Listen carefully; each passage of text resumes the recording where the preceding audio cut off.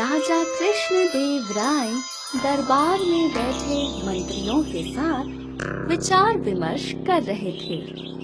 तभी एक व्यक्ति दरबार में आया और कहने लगा, महाराज, मेरे साथ न्याय करे, मेरे मालिक ने मुझे धोखा दिया है। इतना सुनते ही महाराज ने उससे पूछा, तुम कौन हो और तुम्हारे साथ क्या हुआ है? महाराज, मेरा नाम किशोर है। महाराज, कल मैं अपने मालिक के साथ किसी काम से एक गांव जा रहा था।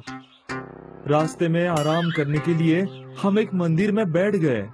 तभी मेरी नजर एक लाल रंग की थैली पर पड़ी। मैंने वो थैली उठा ली और उसे खोलने पर मैंने देखा कि उसके अंदर 2 चमकदार हीरे थे।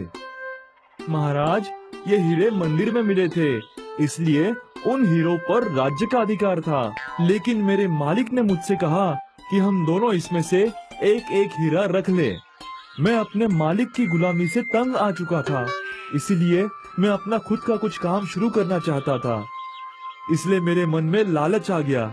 लेकिन हवेली आते ही मेरे मालिक ने मुझे हीरे देने से साफ इनकार कर दिया।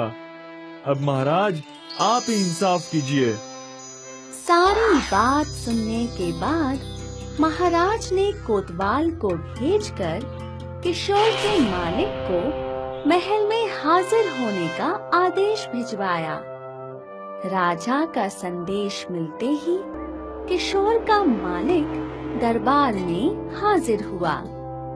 जब राजा ने उससे हीरों के बारे में पूछा तो वो बोला, महाराज, ये बात सच है कि मंदिर में हीरे मिले थे, लेकिन मैंने वो हीरे किशोर को देकर उन्हें राजकोष में जमा करने को कहा था।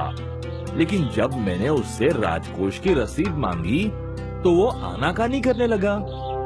मैंने जब इसे धमकाया तो ये आपके पास आकर मनगढ़ंत कहानी सुनाने लगा। महाराज, तो क्या तुम्हारे पास इस बात का कोई सबूत है कि तुम सच बोल रहे हो?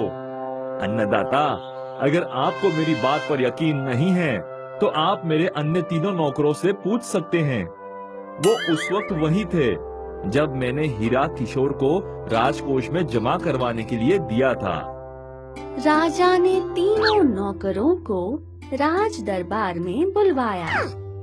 राजा के बुलावे पर 3 नौकर राज दरबार में हाजिर हुए और महाराज ने उनसे पूछा, क्या तुम्हारे मालिक ने किशोर को हीरे दिए थे? जी महाराज, मालिक ने हमारे सामने ही किशोर को राजकोष में हीरे जमा करवाने के लिए दिए थे। उन 3 नौकरों ने अपने मालिक का पक्ष लेते हुए किशोर के खिलाफ ही गवाही दी। महाराज को कुछ समझ नहीं आ रहा था कि कौन सच कह रहा है और कौन झूठ। इसलिए महाराज दूसरे कक्ष में चले गए।